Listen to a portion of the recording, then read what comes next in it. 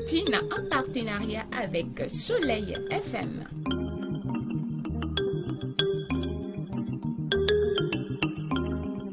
Point virgule, c'est tous les jeudis à partir de 17 h. Point virgule, une présentation d'André-Marie Mbida. Point virgule, point virgule, point virgule, entre les lignes derrière les mots.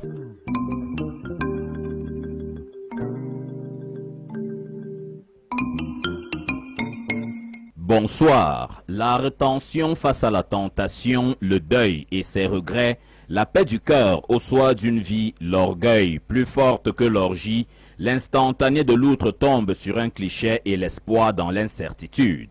Des sujets qui circulent dans les discussions sous les chaumières de cette époque, dans les eaux de laquelle tanguent les valeurs. Ce monde où l'homosexualité est devenue un indicateur de performance économique, où l'argent et les vices qui l'escortent disperse les familles et disperse les familles et dans lequel la corruption est un ascenseur social pour qui sait faire le porteur d'encensoir. Ce monde-là nous est compté dans L'inconnu sur le selfie, recueil de nouvelles dans les pages desquelles sont compilées les astuces qui aident à passer sous les barbelés de l'ensauvagement actuel. Samuel Suffo, notre auteur de cet autre après-midi de littérature, partagera avec nous l'idée qu'il se fait d'un monde à la lisière de l'implosion. Bienvenue, mesdames et messieurs.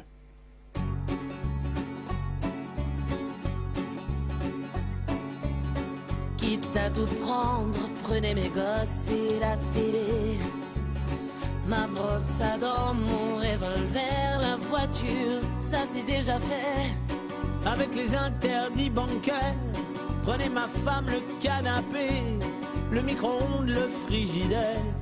Et même jusqu'à ma vie privée, de toute façon à découvert. Je peux bien vendre mon âme au diable. Avec lui on peut s'arranger. Puisqu'ici tout est négociable, mais vous n'aurez pas ma liberté de penser. Vous n'aurez pas la liberté de penser de Florent Pagny, auteur de cette galette musicale que vous écoutez, qui vous traverse les tympans en ce moment, mesdames et messieurs.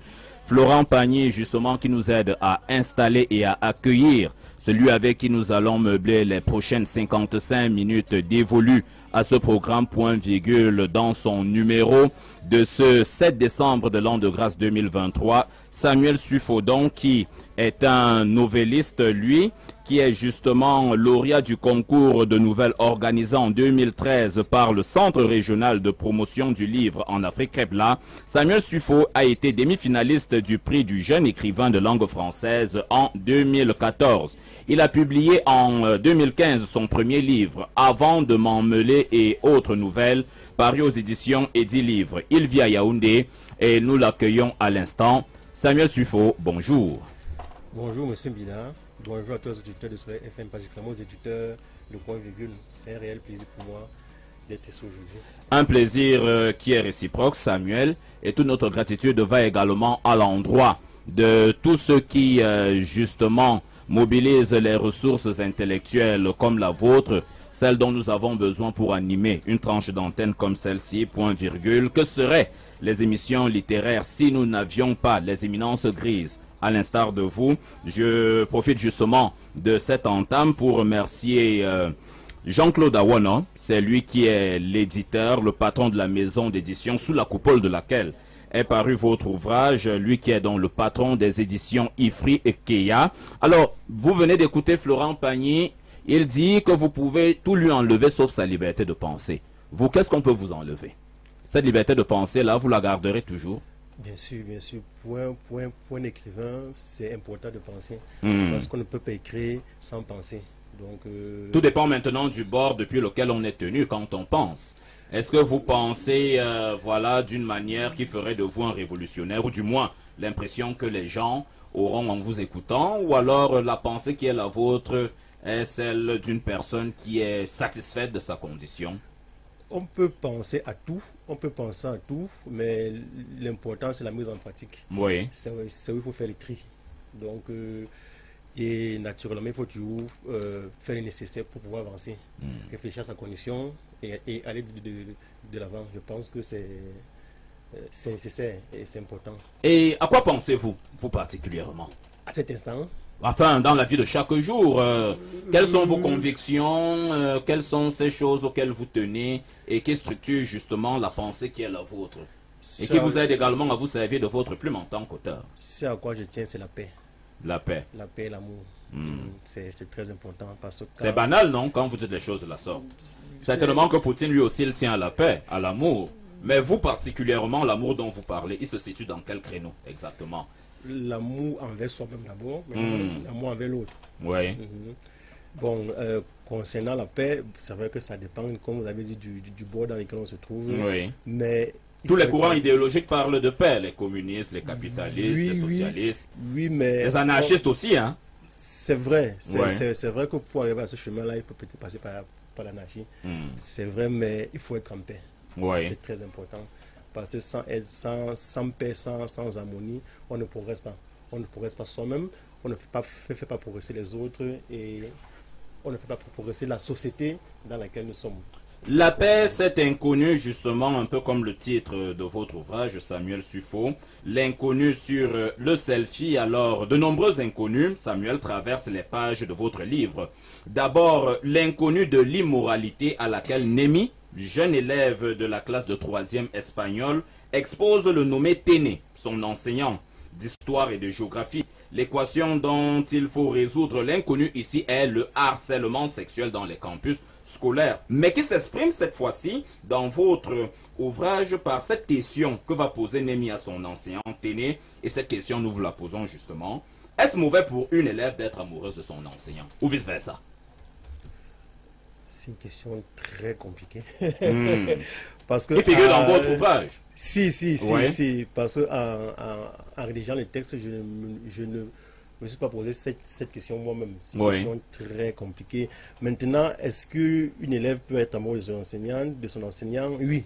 Oui. Oui, ça c'est naturel. C'est naturel, c'est naturel. Et je pense même que c'est... Mais interdit. C'est interdit, mais c'est naturel. Oui. C'est naturel. Bon, et comment fait-on justement pour canaliser cet amour-là qui apparaît naturellement, justement, qui devrait s'exprimer, oui. C'est à l'enseignant de le faire, parce que l'élève, elle brûle.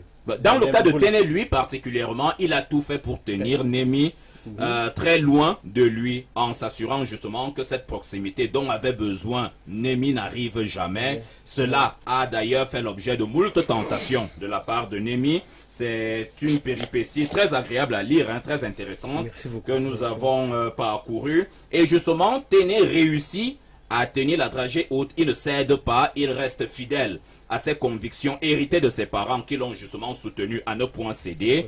Il a notamment tenu compte également de toutes ses connaissances qu'il a amassées au cours d'expériences professionnelles et même estudiantines par le passé et qui lui ont permis justement de ne pas céder, voilà, à cette perche-là, à ces perches, on pourrait en parler au pluriel, longtemps tendu par Némi. Alors, lui, Téné, il s'est comporté de la sorte et on peut bien lui dire bravo pour n'avoir pas justement cédé aux caprices d'une jeune fille comme celle-là.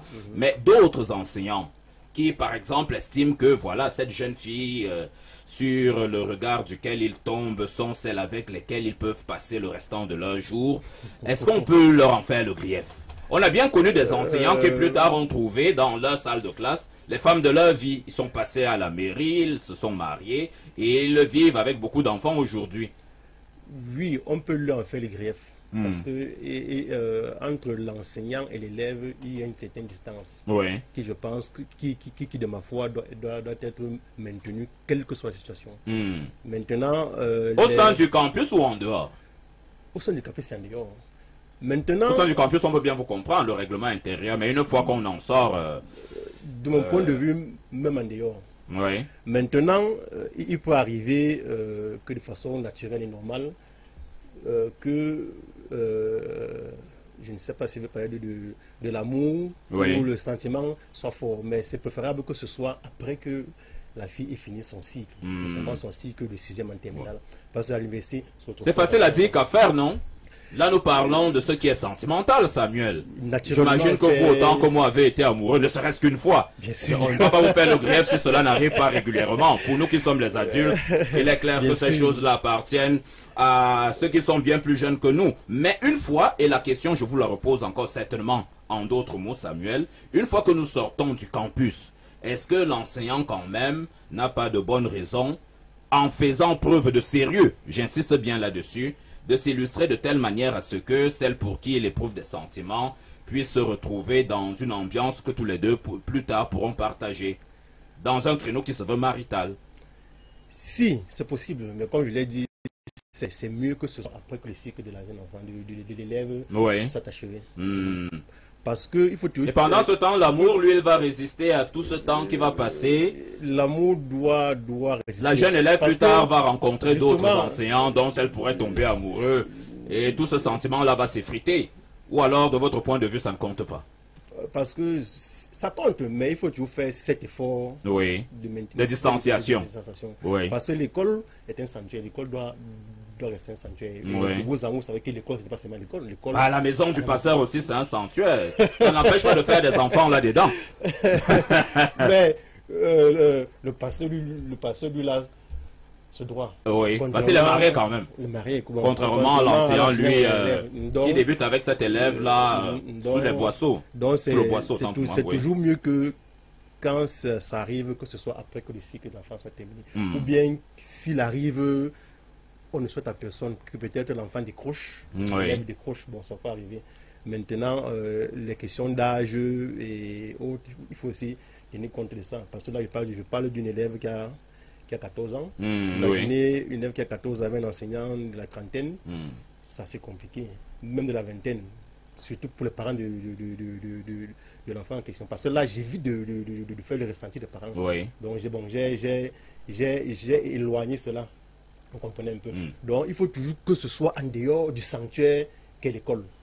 La plupart des principaux personnages de votre recueil de nouvelles, Samuel Soufo, sont dans la trentaine. Qu'est-ce que 30 ans représente pour vous? 30 ans, à mon avis, c'est l'âge de la maturité. C'est vrai que certaines personnes... C'est le cas de Téné, c'est le cas de Tala. Oui, c'est vrai que certaines personnes... C'est le cas d'Anne aussi. C'est vrai que certaines personnes atteignent ces maturités un peu plus tôt. D'autres même dans la... Mais la maturité à laquelle vous faites allusion ici, parce que je m'attendais à cette réponse, c'est une maturité qui survient dans des contextes difficiles. Nous avons justement affaire à Anne qui vit dans un concubinage dont elle se plaît à savourer chacun des moments, avec un homme qui est marié et qui ne lui garantit certainement pas l'avenir dont elle a besoin. Vous avez le cas justement de Téné, dont nous parlions précédemment, qui après avoir glané assez de lauriers dans les universités, lui qui a fait des études de sciences politiques, de relations internationales, il est sorti des campus, mais sans trouver l'emploi auquel le prédestinaient tous ces diplômes-là. Et tant d'autres personnages dont nous allons revisiter les intrigues au fur et à mesure que nous poursuivrons avec ce programme. Alors, est-ce que cette trentaine qui symbolise dans la culture locale la maturité, est-ce que ce n'est pas la réalité une crise de la trentaine? À mon avis, si. C'est plus une crise ou plus une crise qu'une maturité? C'est une crise, certes, mais qui s'exprime dans une certaine maturité, à mon avis. Donc, puisqu'à cet âge-là, certains pensent que, bon, je peux prendre le langage du quartier, qui sont arrivés. Donc, ils ont traversé certaines étapes d'école, le travail, tout. Alors que d'autres défis se profile à l'horizon. Et comme vous l'avez dit, ce sont des défis auxquels il faut faire face. Autrement dit, cette trentaine, si nous vous avons bien compris, c'est celle qui vous prépare à affronter des défis plus grands. C'est l'âge des défis. Des défis. L'autre inconnu, Samuel, c'est le drame auquel la duplicité et le mensonge des uns peut condamner la vie des autres. Exemple pris avec cette fois-ci Ndefo, qui trouvera la mort dans un accident alors qu'il ruminait encore le rejet de Ngono. Cette jeune et belle Camerounaise installée à Londres, en Angleterre, qui a longtemps fait croire à Ndefo qu'elle continue à l'aimer, jusqu'au jour où elle a refusé la bague de fiançailles de celui-ci. Êtes-vous donc de ceux qui, Samuel, pensent que l'amour est violent? Oui, l'amour violent, ça c'est inéluctable. Une violence qui peut tuer. Oui, qui peut tuer. C'est vrai qu'on ne souhaite pas. Bien sûr, oui. On ne souhaite pas que c'est une violence inconsciente, mais une violence quand même. Une violence, oui. Bon, c'est vrai que dans le cas de la nouvelle, ce n'est pas l'amour qui le tue en question. Hein. Ouais. Bon, il est frustré. Il est frustré, oui. Oui. Bon, c'est ça l'amour. Ah bah, on a bien compris, je l'ai indiqué, c'est un accident. Il revient de Londres où il a rendu visite à Ngono et c'est justement à l'aéroport où survient cet accident-là. Mais on peut bien penser aussi que s'il n'avait pas fait ce déplacement, vous êtes bien au courant de ce qui est très souvent dit dans le cadre des oraisons funèbres, s'il n'avait pas fait ce déplacement-là vers Londres, probablement qu'il ne serait pas tombé, voilà, sous cette grue qui a fini par l'écraser. Donc quelque part, Ngono est coupable, non? Quelque part... Elle a laissé l'en-planque au bas de son immeuble au lieu de l'autoriser à y accéder. Peut-être qu'il aurait passé une nuit ou deux. La grue serait tombée ici au Cameroun sans que des fournis soient. Bien sûr, bien sûr. Elle est coupable. Quelque part, comme vous l'avez dit. Mais on ne peut pas lui imputer totalement cette... D'où la violence de l'amour dont je vous parle. L'amour est violent. Ouais. Ça c'est inévitable. Et qu'est-ce qu'on fait justement pour contourner cette violence-là? Parce qu'on aimerait, personne en tout cas n'aimerait en être victime. Y a-t-il une pirouette, une astuce que vous particulièrement, je vous en propose une, vous me direz si vous êtes partant, la franchise. Oui, il faut être franc en amour. Oui. Il faut être franc. Quel que soit ce qui arrive, il faut être franc et véridique. C'est la même chose, il faut être franc. Oui. Parce que, à mon avis, si elle avait été franche, ça ne serait pas arrivé. Il ne se serait pas déplacé. Donc, et le pardon dans tout ça? Parce que plus tard, elle apprend le décès d'un défaut, elle fond en larmes, elle perd même connaissance, que ce soit au moment où l'annonce lui est faite et même lorsqu'elle va s'incliner devant la tombe d'un défaut, une fois qu'elle effectuera son retour ici au Cameroun. Plus tard, elle va créer une fondation qui portera son nom. Mais est-ce que ça suffit quand même? Toutes ces actions-là de repentance, ça suffit de votre point de vue? Oui, ça suffit. Elle a fait nécessaire. Ça ne ramène pas le mort à la vie? Naturellement. Quand quelqu'un... Donc, de quoi vous direz que ça ne suffit pas? Mais à mon avis, ça suffit. Parce que certains, s'il s'avérait que c'est une qualité, certaines ou certains seraient restés là-bas. Du coup, ok, bon, c'est fini. Elle a quand même fait ce pas. Elle est rentrée. Oui. C'était son souhait. Elle est rentrée. Elle est rentrée. Et elle s'est rendue compte qu'il avait raison. Puisqu'il a dit que non, le pays en plein changement, il y a tout. Elle est rentrée et elle est allée jusqu'à dans son village. À Bacham. Oui. Donc, elle est pardonnable en tout cas. Oui. Et c'est cette attitude que vous conseillez à toutes ces personnes qui s'illustrent quelquefois par beaucoup de malhonnêteté dans les rapports qu'ils entretiennent, ces personnes entretiennent avec leur conjoint, leur conjointe. Reconnaître sa faute, faire son mea culpa et s'arranger pour que d'aventure cela n'arrive plus. Sans ça, on ne peut avancer. Sans ça. Ce que vous indiquez, oui, allez-y. Je peux prendre un exemple. Allez-y, oui. Quand nous avons commencé à discuter par rapport au texte, je vous ai proposé un appel, vous vous rappelez? Oui. Mais s'excuser. En effet. Et vous êtes pardonné. Merci beaucoup. Nous prêchons pas l'exemple sur ce plateau. Merci. Ce qui revient aussi de cette nouvelle, celle qui met en conflit Ndefo et Ngono, c'est justement ce phénomène qui a même cours dans le Cameroun d'aujourd'hui. Vous êtes au courant de bien de personnes qui aimeraient désormais quitter ce pays, s'installer sous d'autres cieux. Il y a des nations en particulier dont les noms circulent chaque jour un peu plus, que ce soit dans les tranches d'information, les pages publicitaires et même sur les plateaux de débat. Alors, il y a ce cas, Ngono. C'est-à-dire, elle a eu la possibilité de s'installer à Londres et lorsque même ses parents lui font le conseil de faire quelquefois quelques retours au pays natal, elle s'y oppose. Elle dit que pour rien au monde, elle ne retournera au Cameroun parce que c'est un pays qui la déçoit, les infrastructures sont nulles, il n'y a aucune évolution, même celle que l'on peut profiler à l'horizon. Et c'est autant de choses quand même qui lui donnent l'assurance que le choix londonien qu'elle a fait est le bon. Alors, est-ce que lorsque vous présentez une intrigue comme celle-là, une manière pour vous justement d'interpeller les pouvoirs publics afin d'aménager le socle vital qui est nécessaire pour garantir tout ce qu'il y a de bien dans un biotope comme celui-ci et qui nous sert de patrimoine commun? Oui, c'est ça aussi le but de la littérature et l'objectif qu'on écrit. Oui. Donc parce qu'il y a des conséquences là. C'est aussi présenter ce qui ne va pas pour que ce soit amélioré. Parce que de mon point de vue, il serait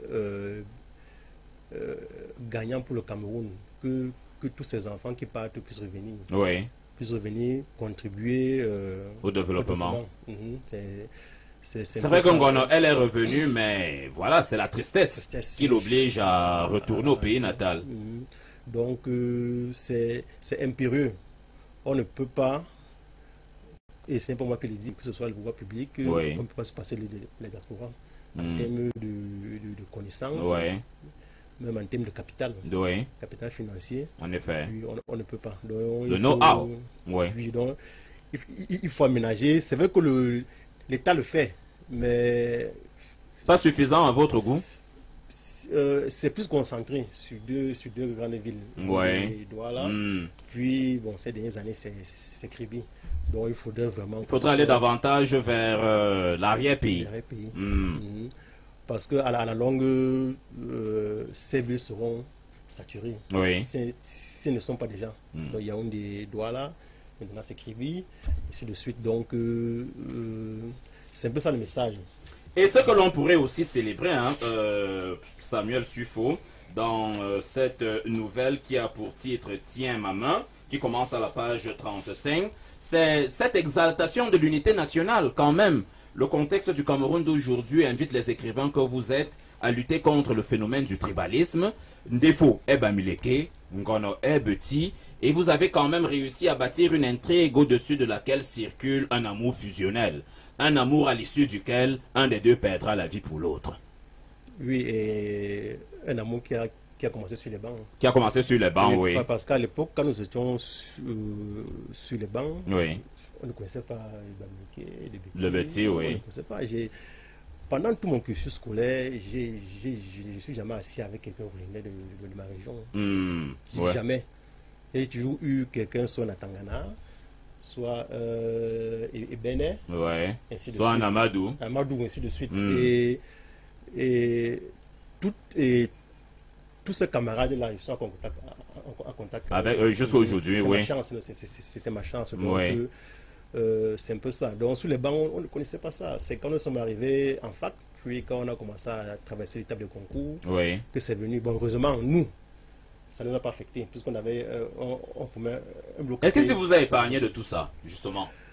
Peut-être c'est quel est le viatique que vous avez bu, la vitamine que vous avez ingurgitée et qui vous a rendu suffisamment solide, qui vous a immunisé du contexte actuel, de l'ambiance d'aujourd'hui?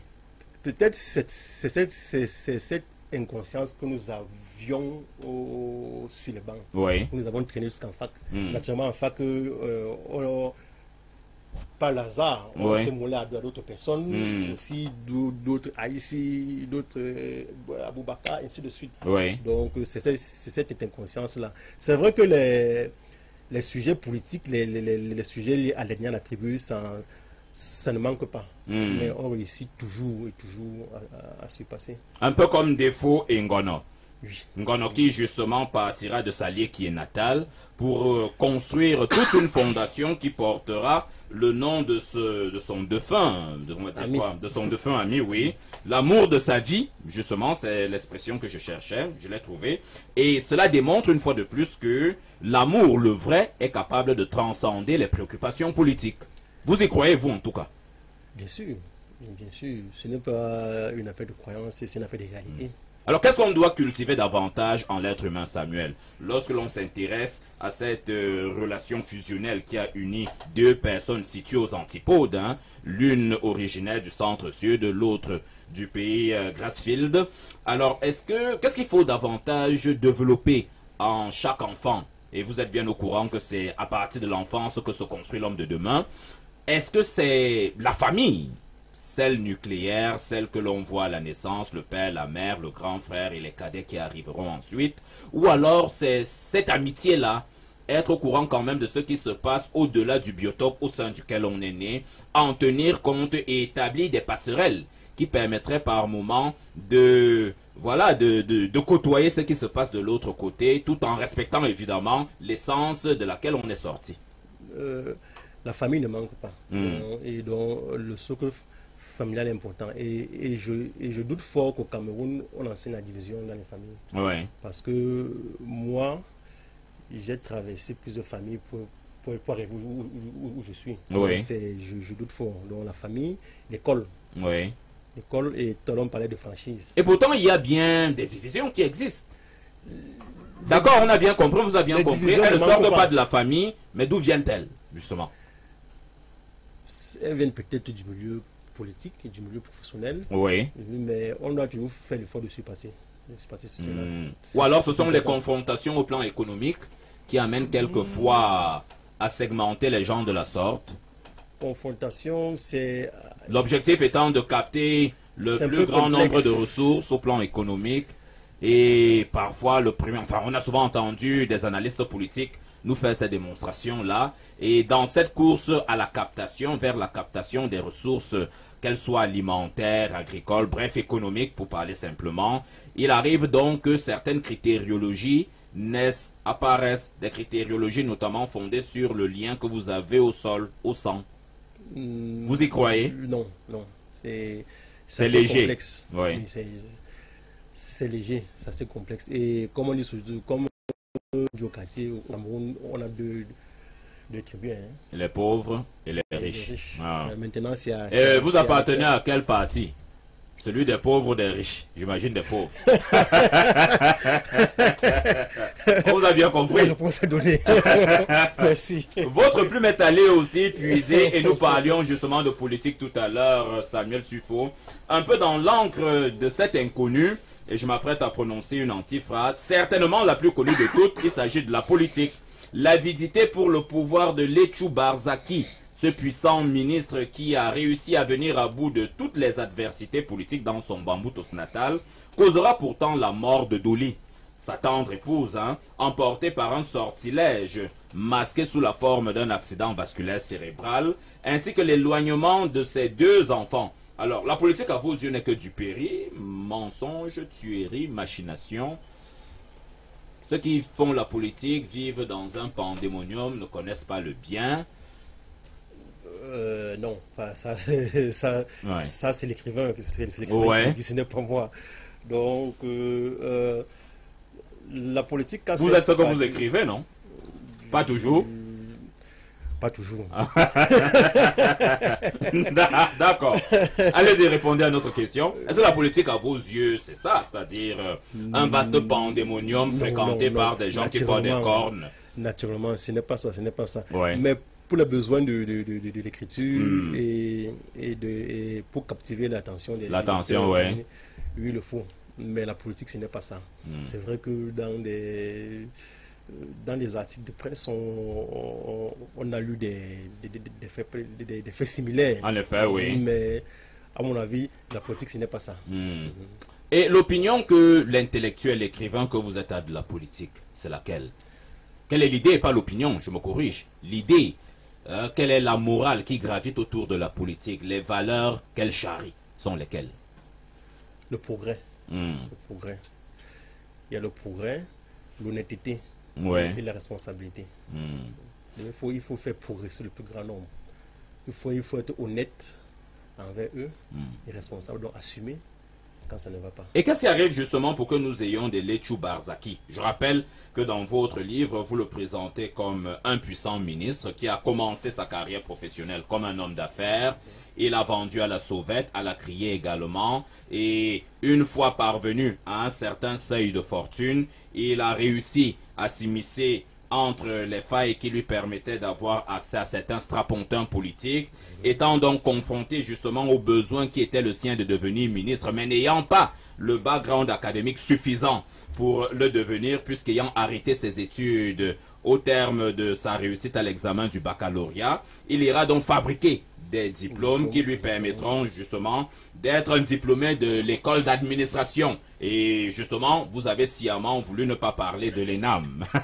Vous êtes astucieux, vous vous êtes contenté juste de parler de l'école d'administration. Alors, de fil à aiguille, voilà, il devient ministre, d'abord ministre chargé de mission, une fonction qui ne lui plaira pas, et il va justement engager une bataille avec le nommé Shadrach, lui qui était justement le patron politique dans ce département auquel vous faites allusion dans votre ouvrage. Il viendra à bout de ce Shadrach-là, sauf que Shadrach, lui, ne va justement pas s'avouer vaincu. Il va faire appel à ses spécialistes, je mets le terme entre guillemets, je parle là des sorciers, de toutes ces personnes-là qui lui fabriquaient des amulets, des talismans, et à l'usage donc de ces talismans, il infligera le deuil, le plus important certainement de toute la vie, de Letchou Barzaki, celui de la mort. Hein? Ils ont réussi à ôter la vie à Doli, l'épouse bien-aimée de Letchou Barzaki. Letchou Barzaki, justement, quelques années plus tard, qui, une fois de plus, va être victime d'un accident vasculaire cérébral. Il est en déplacement dans un pays étranger. Je pense que vous parlez de l'Indonésie. Il en revient donc cloué, hémiplégique. Alors, la politique. Qu'est-ce qui fait en sorte pour que nous ayons des cas comme cela? Les Barzaki, par exemple.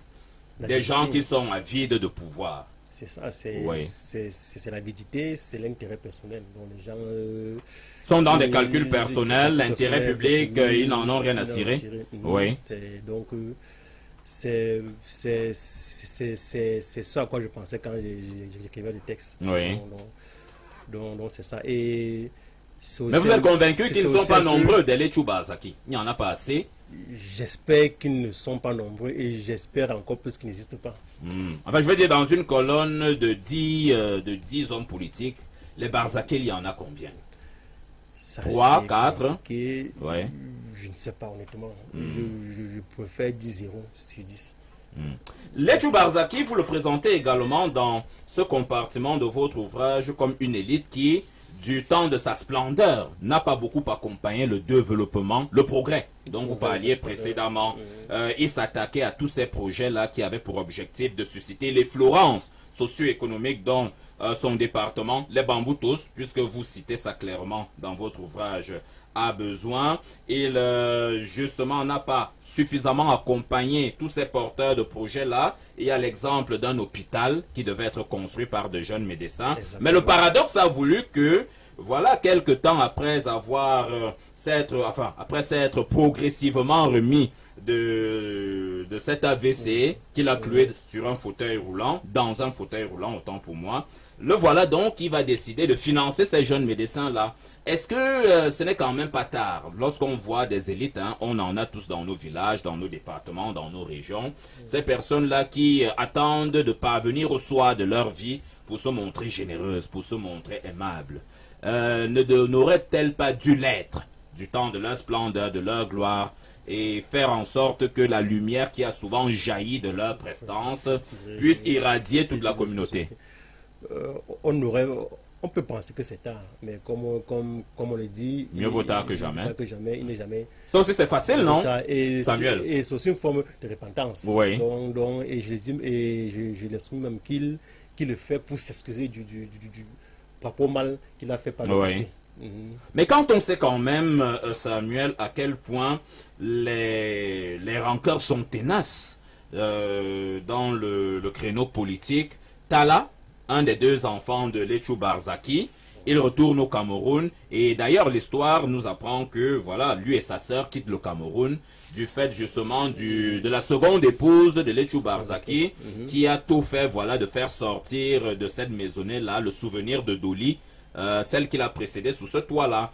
Alors est-ce que vous n'avez pas cru bon dans l'écriture de votre intrigue de percevoir également l'avenir, le difficile avenir auquel aurait pu être confronté Tala, lui qui quand même hérite des problèmes longtemps entretenus par son père, Letchou Barzaki?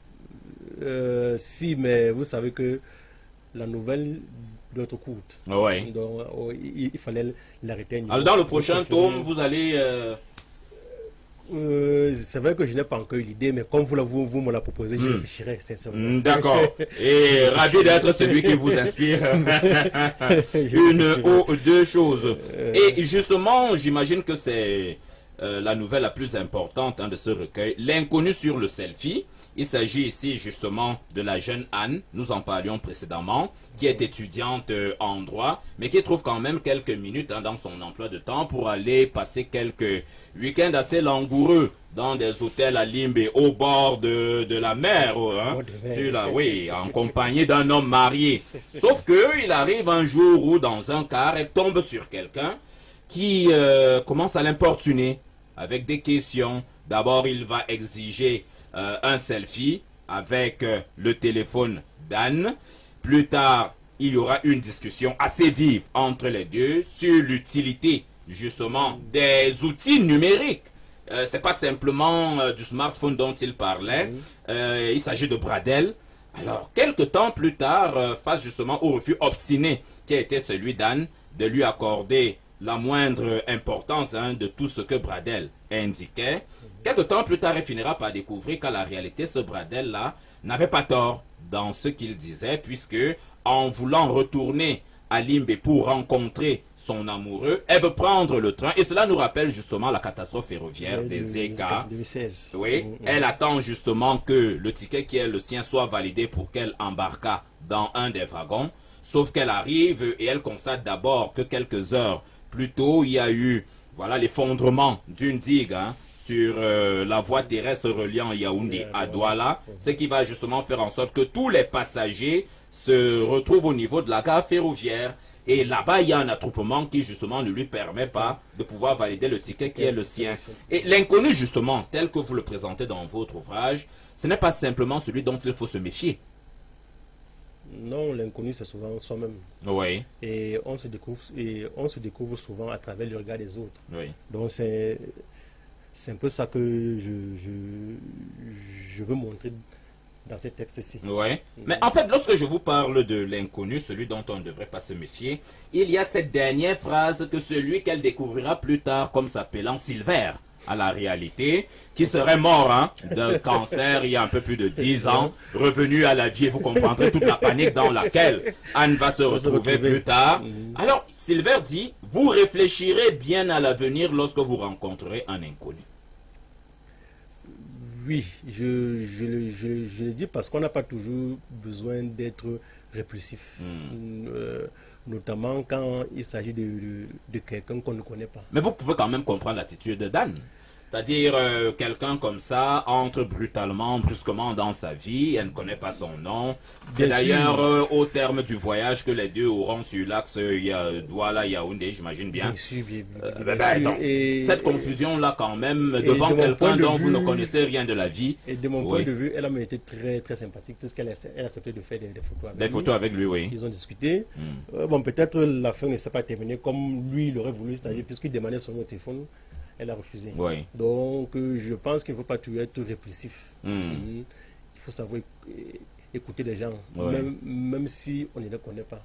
Et surtout si ce sont des personnes avec qui on a de la rancœur. C'est souvent ces personnes... Là encore, c'est facile à dire qu'à faire, non? Nous qui aimons les apparences. C'est-à-dire, on aime bien écouter le ministre, le directeur général, le député, au lieu d'accorder du crédit au pousseur, à celui qui vend à la sauvette. C'est seulement vers ces personnes-là que... Et le juste milieu, justement, c'est lequel? C'est-à-dire, lorsqu'on est confronté à une situation, on a besoin d'avis, de conseils. Quelle est la posture idéale que l'on devrait adopter? Il faut être à l'écoute. Il faut être à l'écoute. Quelle que soit la situation, il faut être à l'écoute. C'est vrai que dans le Cameroun d'aujourd'hui, avec tout à l'écoute de tous les sons? Oui, mais naturellement, savoir faire le tri. Le tri, oui. Trier le son le plus doux. Bien peut-être le son le plus violent qui vient, mais ça vous donne de transformer ce son violent-là en son doux. Donc, il faut toujours faire cet effort-là, d'écouter. Et justement, l'écoute, puisque vous parlez justement de ce Bradel, et voilà ce qu'il dit à Anne. Et là, nous allons justement entrer dans l'aspect lié à l'adoration. Je préfère utiliser ce terme-là, que nous vouons à tous ces usages qui appartiennent à la technologie, aux nouvelles technologies de l'information et de la communication. Nous n'en faisons pas le procès sur ce plateau, évidemment, mais l'on se rend quand même compte à travers ce que je m'apprête à lire qu'il y a quand même une soumission totale à laquelle l'humanité est condamnée désormais une fois que ces gadgets-là apparaissent. Et il y a cette chaleur humaine qui a disparu, et il y a cette facilité d'autrefois dans les échanges, cette chaleur, cette harmonie, cette cordialité par laquelle le genre humain s'est distingué au cours des précédents siècles, mais qui, depuis l'avènement de ces gadgets-là, semble donner l'impression que, voilà, la salutation est plus chaude grâce à un tweet, par le truchement d'une publication sur Facebook ou sur WhatsApp. Alors il dit, à peine entré dans le bus, vous vous êtes connecté sur Internet et vous avez pris des photos pour les envoyer à je ne sais qui. Vous le faites à chaque instant de votre vie. C'est simple à comprendre. Vous n'êtes pas libre. Vous n'êtes pas en paix. Vous êtes continuellement préoccupé par le monde virtuel. Si vous vous faites belle, c'est pour que l'on vous contemple sur Internet. C'est le monde en l'envers, puisque vous n'avez plus le temps pour vos proches. Vous, sauf s'ils sont connectés comme vous. C'est pertinent quand même. Oui, je recommande, bon, pas que je recommande, hein, je critique un peu ce monde du 21e siècle dans lequel nous sommes. Ce monde 2.0. C'est 2.0, c'est 3.0 même. Maintenant, mais c'est 4.0. Ouais, on peut aller au-delà. Avec l'IA et tout. Ouais, l'intelligence artificielle. Et je pense qu'il faut toujours faire, avoir les pieds sur terre. Parce que vous êtes dans une situation où des fois, quand quelqu'un n'a pas de connexion, il en est malade. Ouais.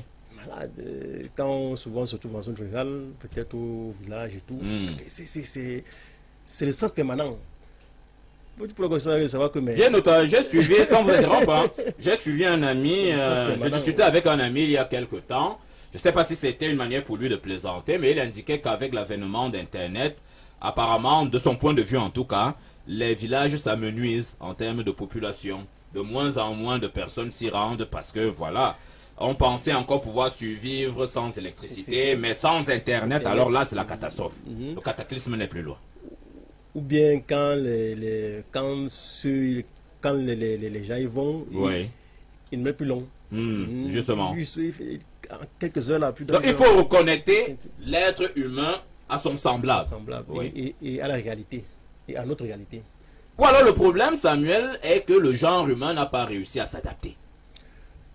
Le genre humain... Surtout celui d'aujourd'hui. Il y a eu des évolutions, non?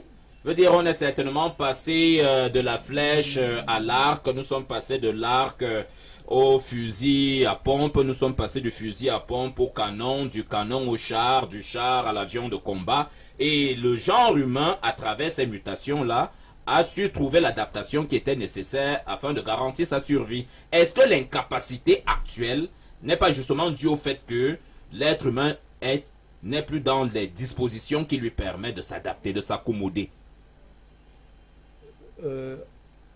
À mon avis, moi, sur ces questions, j'aime beaucoup séparer ce qui se passe ailleurs et ce qui se passe chez nous. Parce qu'ailleurs, ils s'adaptent dans cela, en réduisant l'impact de tout ce qui est Internet sur la jeunesse, sur les enfants. Ce qu'ici, on ne fait pas. Par exemple, ici, à 12-13 ans, un enfant est sur TikTok toute la journée. Toute la journée. On met de côté WhatsApp, tout. Alors qu'ailleurs... Et épargnons nos regards de ne pas savoir ce qui l'intéresse à ce côté-là. Ailleurs, ils ont réussi à s'adapter à cela. Chez nous, non. Donc, chez nous, il y a encore une éducation à faire à ce sujet-là. Une éducation, oui. Il y a une éducation. Malgré tout ce qui a été fait, des institutions sont créées. Une agence de régulation des télécommunications, une autre chargée des technologies de l'information et de la communication. Il n'y a pas une application sur le terrain.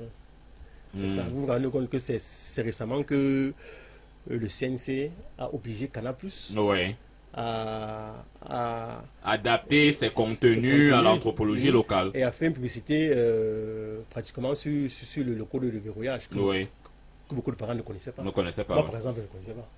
Donc, il y a ce retard-là. Et si on laisse aller, d'ici 10-20 ans, ça va la catastrophe. Mais c'est quand même quelque chose d'utile, non? Les NPIC. Bien sûr, mais il faut faire la part des choses. Laquelle exactement? il faut... Ne pas faire d'un outil un Dieu. On peut faire un Dieu, mais un bon Dieu. Un bon Dieu. Parce qu'actuellement, ouais. si je peux me permettre, Oui. parce qu'actuellement, tel que moi j'observe actuellement, c'est un mauvais Dieu. C'est le diable. C'est un bon serviteur, mais un mauvais maître. Oui, c'est la technologie d'aujourd'hui. Quand vous voyez des enfants de 13, 14 ans, de 12 ans passer. Et c'est pour ça que je vous parle d'adaptation, Samuel. Est-ce que le véritable problème, ce n'est pas nous de cette époque? Nous qui nous engageons dans l'utilisation de ces gadgets-là, sans forcément avoir pris le temps de maîtriser leur utilisation, est-ce que ce n'est pas nous qui devons être éduqués au maniement de ces outils-là? C'est un peu comme un couteau qui préalablement a été forgé pour la cuisine, découper les aliments, mais qui plus tard se retrouve en train de trucider d'autres personnes. Oui. C'est ça, donc c'est nous le problème, c'est nous la solution. Et il faut faire ce que cette solution-là soit vite appliquée, soit assez vite mise en pratique. Parce que le temps court. Le temps court. Et on n'est pas toujours sûr d'avoir les minutes suffisantes pour soi afin d'impulser le changement dont la société à laquelle nous appartenons a besoin. Il y a cette nouvelle également, le vent qui m'a bercé. C'est l'histoire justement de cette jeune native de Bafunda. Nous sommes là dans la région de l'Ouest. Elle qui rencontre sur le chemin du lycée qu'elle fréquente, celui de son arrondissement de naissance, un certain Alphonse Dubois. C'est un doctorant en sciences, voilà, on va dire naturelles. Lui qui justement est un natif de la localité d'Orléans en France, qui séjourne dans la localité de Bafunda pour terminer la rédaction de sa thèse de doctorat, qui tombe donc sur une jeune et belle demoiselle que vous avez appelée dans votre ouvrage Mandou. Mandou justement qui finit par convoler en juste noces avec Alphonse Dubois. Les deux se retrouvent dans son pays, devenu son pays d'adoption, son pays, le sien désormais, du fait du lien marital qui l'unit à Alphonse Dubois. Sauf que elle va être confrontée à quelque chose que jamais ses yeux n'ont vu de toute sa vie. Elle va rencontrer l'homosexualité, des choses dont elle entendait parler du temps où toute petite, l'écolière qu'elle était, des choses qui circulaient comme ça, qui entraient par une oreille et ressortaient par une autre. Elle a vu de jeunes garçons s'amouracher au bord de la Seine, au bord, à l'entrée des immeubles, et une réalité en circulation également auprès des plus âgés. Elle parle notamment au bas de son immeuble de deux femmes mariées, qui ont trouvé mieux de tromper leur conjoint en se mettant ensemble. Je préfère épargner justement nos auditeurs d'une image aussi funeste. Et ce sera suffisant pour Mandou de quitter son mariage, d'abandonner Alphonse Dubois, qui est lui évidemment, lui qui est familier à ce contexte-là, trouve qu'il n'y a rien à redire, qu'à la réalité, il faudrait laisser les gens mener leur vie comme ils veulent. Et c'est quelque chose que Mandou, elle, cette Camerounaise, cette Africaine, ne comprend pas. Elle a grandi dans une éducation qui lui a fait comprendre que un homme va avec une femme et pas l'inverse. Alors, c'est certainement ces valeurs-là que vous avez tenu à promouvoir aussi. Oui, bon, et aussi le choc des cultures. Le choc des cultures, oui. Donc, c'est assez complexe. Et justement, lorsque vous parlez du choc de culture, Samuel, une fois de plus, est-ce que c'est pas Mandou le problème? Elle peut avoir ses valeurs à elle, non? Rien n'est sûr que tous les Européens sont accros à l'homosexualité. La preuve, il y a plus d'homophobie là-bas qu'ici. Justement parce que là-bas, il n'y a plus d'homosexuels. Donc, ouais. On peut se dire que c'est elle le problème. Elle aurait pu se contenter des 4 murs, non, de son appartement. Elle a un mari qui, lui, n'est pas homosexuel. Elle aurait profité de cette sérénité-là pour... et vous êtes au courant quand même de l'idée que dans nos villages, l'on se fait du blanc qui épouse une de nos sœurs. Mais elle a quand même retiré ce beefsteak-là de nombreuses bouches. Et justement, elle n'a pas pu parce que... ce n'est pas trop idéaliste à la fin. Je sais pas, je sais pas. Mais elle n'a pas pu parce qu'elle a été... je ne sais pas si je veux dire violemment déconnectée de sa famille. Ouais. Donc parce que même étant là-bas, elle ne parlait pas avec sa famille ici. Sa famille, oui. Elle reste au pays. Donc c'est c'est un peu ça qui l'a encore un peu endurci. Et quand son mari essayait de la raisonner, c'était difficile. Oui. Donc, c'est pour ça donc, bon, que dans le texte, c'est pas la décision de rentrer au Cameroun. Ouais. Bon, heureusement pour elle que tout se passe bien. Et le choc de culture, justement, comment fait-on pour voilà, faire en sorte que cela n'aboutisse pas à des conséquences comparables à la dissolution d'une union maritale qui n'a même pas pu traverser 4 mois? Je pense qu'il aurait été mieux, peut-être, bon, si quelqu'un d'autre avait écrit le texte, hein, Oui. qu'il aurait été mieux. Ah ben, je veux dire, sortons un peu du texte, c'est-à-dire le texte est juste un prétexte. Oui. Mais maintenant, quand on est au courant de ce que ce choc des civilisations-là peut engendrer comme conflit, si elle avait été comme problème, oui. Si elle avait été avec des Camerounais ou des Africains comme elle, Oui. ça serait bien passé à mon avis. Parce que là, elle était pratiquement isolée, sans contact avec sa famille, et il n'y avait absolument personne qui venait d'Afrique comme elle. Elle aurait perçu l'homosexualité avec moins d'acrimonie, vous pensez?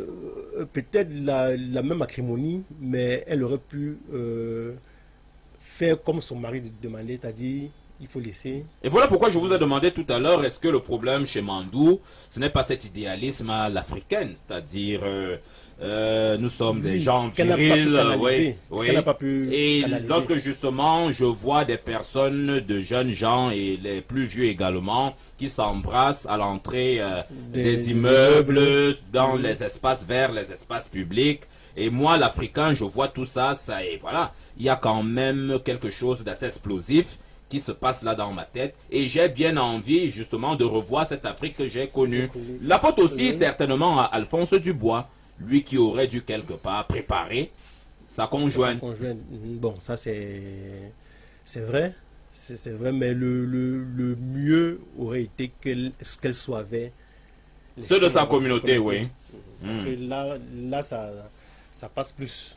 Samuel Suffo, vous êtes l'auteur du recueil de nouvelles qui a pour titre L'inconnu sur le selfie, une publication des éditions Ifriqiya dans sa collection Sanaga. Merci d'avoir répondu présent à cette édition, celle du 7 décembre 2023 de Point Virgule. Je vous en prie. La mise en onde et la réalisation était une affaire de Fabrice Focam. La coordination a bénéficié de l'estampille nécessaire de celui qui est le patron, le directeur de cette antenne de radiodiffusion, le bien nommé Joseph Soleil Leca, tandis qu'un autre soleil a irradié de ses vivifiants rayons ce plateau. Il s'agit de Roger Soleil Nyassa. À ce microphone de présentation, André-Marie Mbida, je n'ai de cesse de vous le dire chaque fois que ma teinture vocale se dépose sur ce microphone, rien à voir avec l'autre. Au revoir.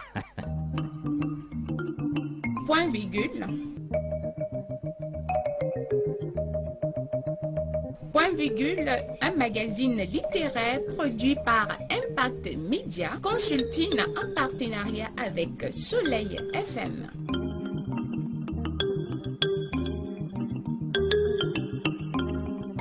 Point virgule, c'est tous les jeudis à partir de 17h. Point virgule, une présentation d'un